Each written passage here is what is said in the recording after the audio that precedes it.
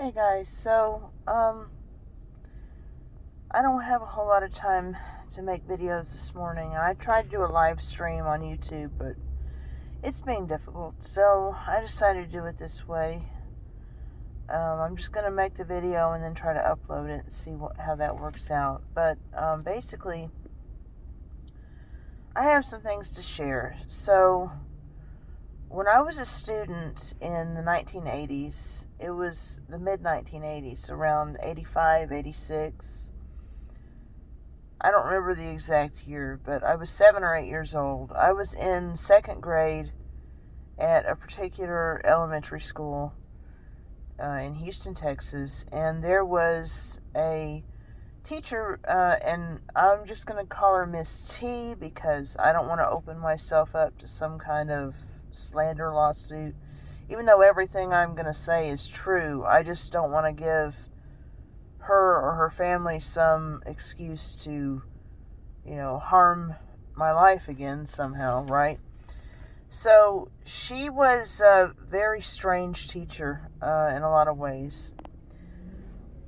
One of the things I noticed right away is that she's, very, very authoritarian. She had a very rigid idea of what rules were and, how you were supposed to be, and it's like any divergence or anything that wasn't, usual was pretty much, if it didn't fit her idea of how things were supposed to be, it had to be wrong, right?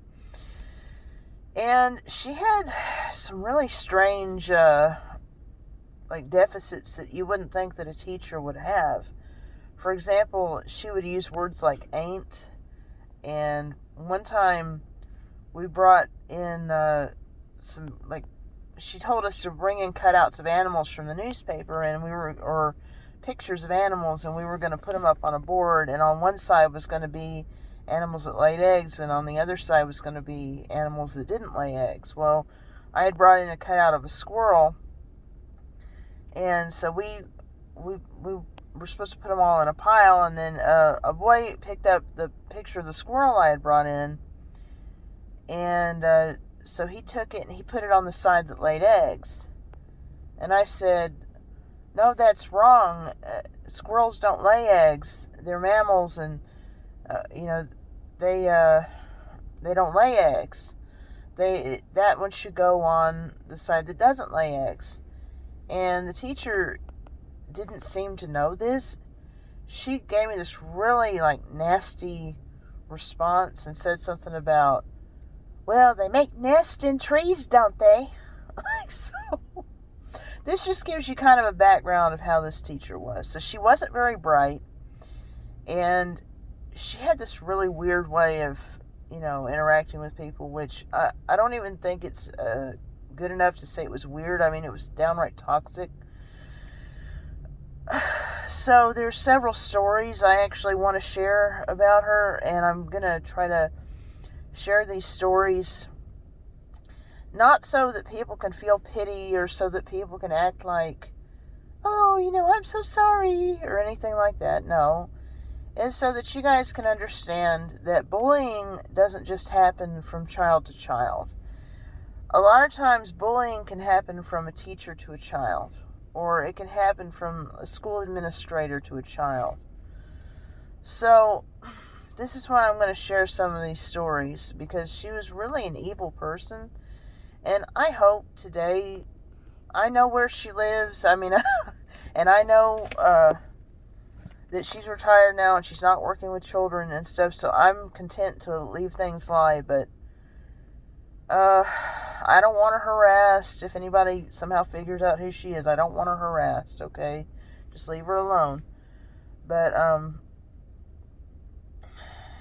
it's just, I want people to understand that bullying involves more than just kids picking on other kids, okay? So let's get into the first story.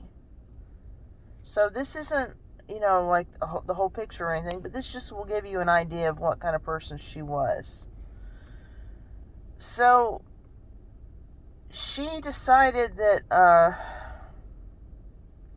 that this girl wasn't doing very good on her spelling test or something.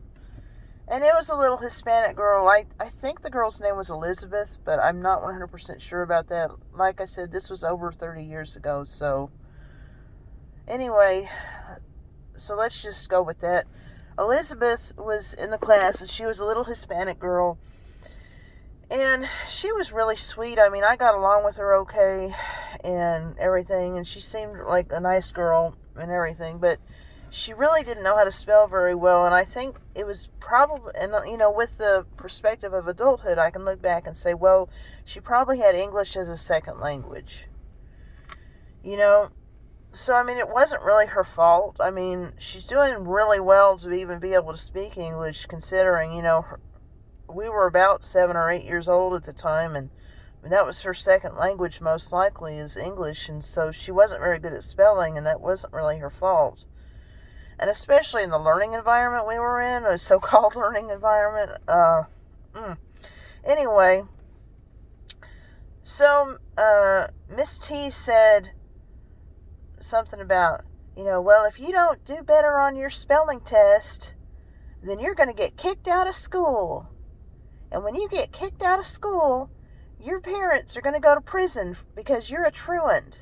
The police are going to come to your house, and they're going to arrest your parents, and they're going to go to prison. And you're going to have to live with another family, and it'll be all your fault. Can you imagine? Can you imagine being told that as like a 7-year-old girl? Well, this is probably obvious, but she broke down in tears. She was so scared and so upset and so guilty for no reason. I mean, she was guilty because of what the teacher had said. Like, she felt like it was her fault that her parents were going to go to prison. And that was so unfair because it wasn't her fault. And she didn't do anything wrong. And all she was doing was trying to go to school and learn and do the best that she could.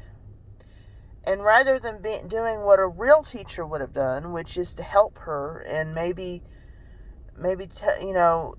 try to maybe get with her parents and, figure out a way to help the little girl do better, or, suggest a tutoring service. I don't know anything but what she did. She made that girl feel so humiliated and afraid and just devastated. And she started crying. And so Miss T told her, basically that she needed to stop crying, because it was her own fault, basically just making her feel even worse. And she made her go out in the hallway and said, because she didn't want her crying like that in her class or something. It was really brutal. I mean, it hurt me, and I wasn't even being the one attacked that day. Now, so this just gives you a general idea of what this lady was like. I shouldn't even call her a lady, because she definitely wasn't a lady.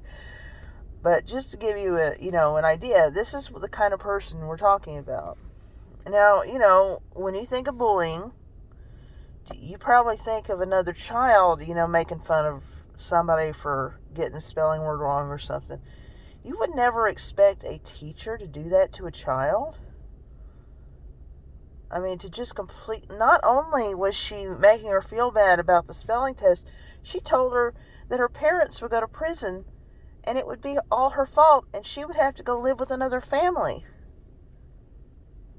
So, Elizabeth, if you're out there, I am so sorry that happened to you. I'm so sorry. I mean, you never, ever should have had to hear something like that. And I'm just so hurt in my heart, even to this day, that you had to endure such, treatment. And I don't know where she is now. I mean, the little girl, I don't know where she is.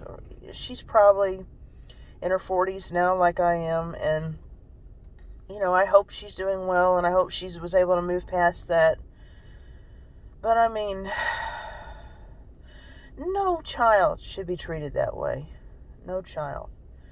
So I've got more stories I want to tell about Miss T and the reign of terror of her classroom, but I figured that was one story to start out with, and just to give you an idea of what she was all about. So I'm going to try to upload some more videos as I have time. Bye-bye.